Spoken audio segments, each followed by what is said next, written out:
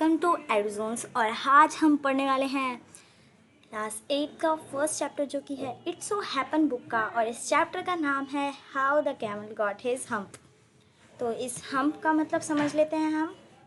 Hump means होता है कोबड़। जैसे कि आपने ऊँट वगैरह में देखा होगा, ऊँट के ऊपरी हिस्से में एक हम्प टाइप होता है, मतलब कोबड़ टाइप होता है, जो कि ये होता है। अब यही जानने वाले हैं हम इस चैप्टर में कि कैसे इस ऊँट को इसका कोबड़ मिलता है। तो चैप्टर को पढ़ना बिगिन करते हैं बिना देरी किए। और इस चैप्टर को हम बहुत ही आसानी से समझाएंगे। और इस चैप्टर में आपको एक भी क्वेरी नहीं रहेगी। अगर आपको रहे तो आप मुझे कमेंट करके बताइएगा। और इस वीडियो में मैं आपको फर्स्ट पार्ट समझाने वाली हूँ और अगला पार्ट मैं समझाऊँगी अपनी नेक्स्ट वीडियो में। सो बिना देरी किए हम चैप्टर को स्टार्ट करते हैं। The world had just begun, and the animals were working for humans. There was one lazy animal that did nothing and said nothing but hummed. Even the clever Jinn was at his business end. तो पहले हम इसका मतलब समझ लेते हैं। The world had just begun. World शुरू ही हुआ था और जो एनिमल्स थे वो काम करना शुरू कर देते हैं फॉर ह्यूमंस के लिए काम करना शुरू कर देते हैं। There was one lazy animal. वहाँ पर एक बहुत ही ज़्यादा आलसी एनिमल था जो कुछ भी नहीं करता था और कुछ भी नहीं कहता था सिवाय हम्प के अलावा कुछ भी नहीं कहता था। मैंने आपकी लर्निंग के लिए इसलिए यहाँ पे हाईलाइट कर रखा है, तो यहाँ से आप याद कर सकते हैं। इवन द क्लेवर जिन, यहाँ तक कि जो जिन था, जो चतुर जिन था, वो लास्ट तक अपना माइंड यूज़ करता है, बहुत अच्छे से दिमाग का उपयोग करता है और इस ऊँट को सबक सिखाता है। तो हम अब चैप्टर को स्टार्ट करते हैं। In the beginning when the world was new and the animals were just beginning to work for man. World start होता है और जो एनिमल्स होते हैं वो लोग के लिए, मतलब मैन्स के लिए काम करना शुरू कर देते हैं। जैसे कि यहाँ पे लिखा है ह्यूमंस के लिए काम करना शुरू कर देते हैं। There was a camel and he lived in a middle of hollowing desert. वहाँ पर एक कैमल था जो कि एक बहुत ही घने जंगल के बीच में रहता था। Because he did not want to work, क्योंकि उसे काम करना पसंद नहीं था और वो काम नहीं करना चाहता था। ठीक है, अब आगे बढ़ते हैं। ही एट स्ट्रिक्स एंड थ्रॉन्स एंड प्रिकल्स। वो सूखी घास खाता था और लकड़ियाँ खाता, मतलब लकड़ियाँ नहीं, मतलब छोटी छोटी जो सूखी हुई घास होती थी वो खाता था और कुछ थ्रॉन्स खाता था। लेकिन and when anybody spoke to him लेकिन जब कोई भी उससे बात करने की कोशिश करता था तो वो हम्प के अलावा कुछ भी नहीं कहता था। नो मोर, हम्प के अलावा और कुछ भी नहीं कहता था, जस्ट हम्प कहता था। मैंने आपके लर्निंग के लिए इजीली यहाँ पे मार्क कर रखा है, हाईलाइट कर रखा है, आप यहाँ से इजीली याद कर सकते हैं। Presently the horse came to him on Monday morning को उसके पास हॉर्स आता है उसके पास मंडे मॉर्निंग को, with a saddle on his back. उसकी पीठ पर बहुत सारी सैडल्स रखी हुई थी। सैडल्स मीन्स लकड़ियों का जो गाठी, जैसे कि गाठी रखी हुई थी उसकी, बहुत सारी उसकी पीठ पर गाठी रखी हुई थी। और वो कैमल को बोलता है, camel O camel come out and trot like the rest of us. तो वो बोलता है कि कैमल आओ ना, तुम भी बाहर आओ और हमारी तरह काम करो, मेरी तरह तुम भी अपने पीठ पर काठी उठाओ। अब बढ़ते हैं आगे। हॉर्स, यहाँ पे हमारा हॉर्स जो है वो बोल देता है हम्प, बट जो कैमल होता है अभी भी वो उसकी बात का जवाब सिर्फ हम्प में देता है और कुछ भी नहीं कहता। वो बोलता है हम्प, ये लिखा मैंने। Said the camel and the horse went to away. फिर जब कैमल उसको ये जवाब देता है हम्प, तो फिर हॉर्स जो होता है वो चला जाता है और वो जाके बताता है मैन को। वो किसके पास जाता है? मैन के पास जाता है। हमारा मैन दिखा देते हैं, ये रहा मैन, ये मैन है। ये मैन के पास जाता है और हॉर्स उसको मैन के पास जाके बता देता है। Presently the dog came to him with a stick in his mouth. ये रहा ना डॉग, ये अपने मुंह में एक लकड़ी दबाकर लाता है और कैमल से कहता है, camel O camel come and fetch and carry like rest of us. वो कैमल से कहता है, कैमल ओ कैमल तुम भी मेरी तरह ये लकड़ियाँ उठाओ ना, जैसे इसने मुंह में उठा रखी है लकड़ियाँ, वैसे वो भी कहता है कि तुम हमारी तरह काम करो ना। लेकिन जो कैमल होता है अभी भी वो सिर्फ हम्प ही कहता है, सिर्फ हम्प ही कहता है। Said the camel, humph camel कहता है। And the dog went away and told to the man. अब जो डॉग होता है वो भी मैन के पास जाता है और बता देता है कि कैमल और कुछ नहीं, सिर्फ हम्प कह रहा है और कोई भी काम नहीं कर रहा। Presently the ox came to him. Camel के पास फिर ऑक्स जाता है। फिर उसके बाद विद द यॉक के साथ जाता है उसके पास। तो यॉक का मतलब समझते हैं, घोड़े का असबंद। घोड़े का जो असबंद होता है वो लेके जाता है उसके पास और उसे कहता है, कैमल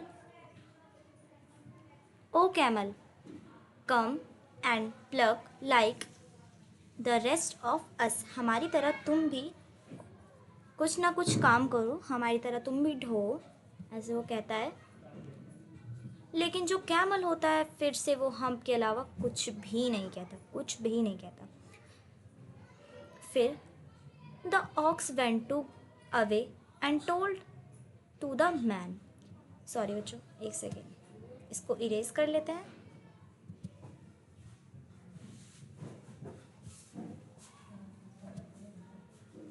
तो जो ऑक्स होता है वो भी जाकर मैन को ये सब बातें बता देता है। At the end of the day, man called the horse and the dog and the ox together. जो मैन होता है इन तीनों को एक बात बोलता है, three I am very sorry for you. वो सॉरी करता है उन तीनों को, अब जानते हैं किस लिए करता है। But the humph thing in the desert can not work. जो हम चीज़ है, जो भी ये वो हम्प चीज़ है जो हम करती है, वो डेजर्ट में वर्क नहीं करती है, कुछ भी काम नहीं करती है। और he would have been here by now, so I am going to leave him alone. वो काम नहीं करना चाहती है तो छोड़ देते हैं हम उसको अकेला छोड़ देते हैं। And you must work double time to make up for it. और तुम तीनों को उसके बदले का भी काम करना पड़ेगा, मतलब इन तीनों को डबल काम करना पड़ेगा ताकि कैमल के बदले का भी काम हो सके। तो जो ऑक्स, हॉर्स और डॉग होते हैं वो बहुत ज़्यादा एंग्री हो जाते हैं। और ये हमारा क्वेश्चन है तो उसका आंसर मैंने ये हाईलाइट कर रखा है। वो तीनों क्यों एंग्री होते हैं? That made the three were very angry. They did had a panchayat on the edge of the desert, and the camel came chewing cud and laughed at them. तो दिन की लास्ट में वो लोग एक पंचायत रखते हैं, ये तीनों लोग एक पंचायत रखते हैं और हाँ, कैमल को भी वहाँ बुलाते हैं। बट जो कैमल होता है वो वहाँ पे आराम से ऐसे घास को खाता हुआ आ रहा था, कर्ड को खाता हुआ आ रहा था, चबाते हुआ आ रहा था और वहाँ पे आके हंस रहा था। When he said hump, फिर उसने वहाँ पर आके भी बोला hump, and went away again, फिर वो चला गया। Presently, three came along the jinn. ये तीनों फिर जाते हैं जिन के पास। दिखाती हूँ मैं आपको, ये देखो, ये तीनों जिन के पास जाते हैं। Who was charged a long desert rolling in a cloud dust. जो जिन होता है, अब ये भी हम मार्क कर लेते हैं एक सेकेंड, क्योंकि ये भी इम्पॉर्टेंट चीज़ है।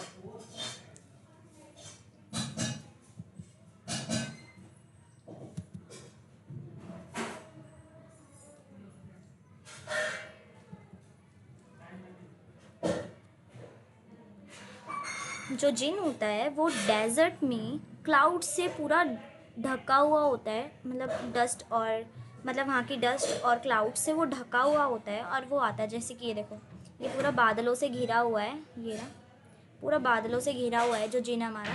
ठीक है, अब आगे पढ़ते हैं। Jinn of all desert said the horse. जो हॉर्स होता है वो कहता है, आप हो जिन इस जंगल के, इस जिन के जंगल, जिन सॉरी इस जंगल के आप जिन हो। Said the horse, it is right for any one to be idle. फिर हॉर्स होता है वो उससे पूछता है, जिन से पूछता है, क्या किसी के लिए आइडल होना अच्छी बात है, क्या किसी के लिए आइडल होना अच्छी बात है। तो फिर वो बताता है, अगर मैं आपको एक चीज़ बता देती हूँ, आइडल का मतलब क्या होता है। आइडल का मतलब होता है निठल्ला। आइडल का मतलब होता है निठल्ला हिंदी में, मतलब जो कामचोर हो, जो कुछ काम ना करना चाहे। Certainly not. जो जिन होता है वो बोलता है नहीं, किसी के लिए भी अच्छा नहीं है कि वो आइडल हो। जो जिन होता है वो कहता है no. Well said the horse, there a thing in the middle of your desert with a long neck and long legs. जो हॉर्स होता है वो बताता है, इस जंगल के बीच में एक चीज़ है, एक चीज़ है, थिंक है, जो कि जिसकी लॉन्ग नेक है और लंबे पाँव हैं, लंबी गर्दन है और लंबे पाँव हैं। And he has not done a strokes of work since Monday morning. फिर वो बताता है कि जो कि बिल्कुल काम नहीं करना चाहता है और मंडे मॉर्निंग तक उसने कुछ भी काम नहीं किया। ही वॉन्ट ट्रोल्ड। अब ट्रोल्ड का मतलब समझ लेते हैं। ट्रोल्ड का एक एक चीज़ का मैं मतलब आपको समझाती चलूँगी। ट्रोल्ड का मतलब होता है दुकली चाल, दुकली चाल, जो उल्टी चाल चलता है, दुकली चाल। ठीक है, व्यू। अब हम नेक्स्ट लाइन को पढ़ना स्टार्ट करते हैं।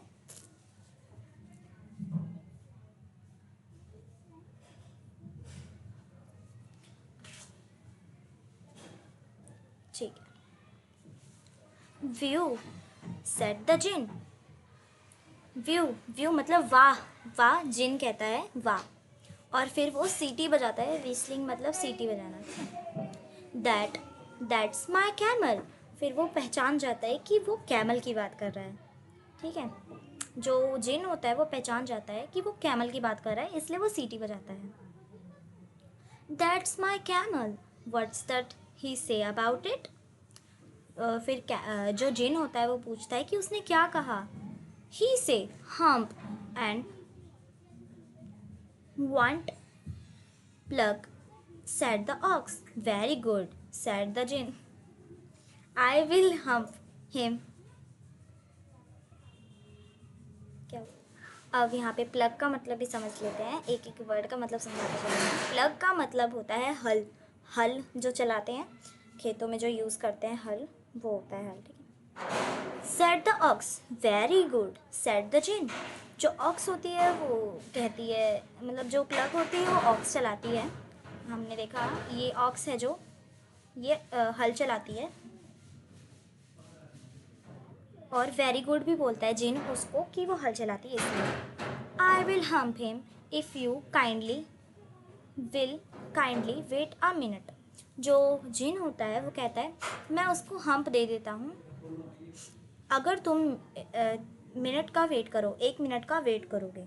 ठीक है, तो यहीं पे हमारा फर्स्ट पार्ट है जो एंड होता है, और अगली वीडियो में हम लेके आएंगे अपना सेकंड पार्ट। तो एक बार हम लोग यहाँ के क्वेश्चन आंसर्स है, जो एक्सरसाइज क्वेश्चंस है वो समझ लेते हैं, ये कॉम्प्रेशन चेक वाली। ठीक है,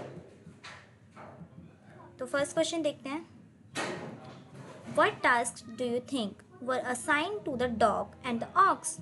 जो फर्स्ट क्वेश्चन है उसका ये रहा आंसर।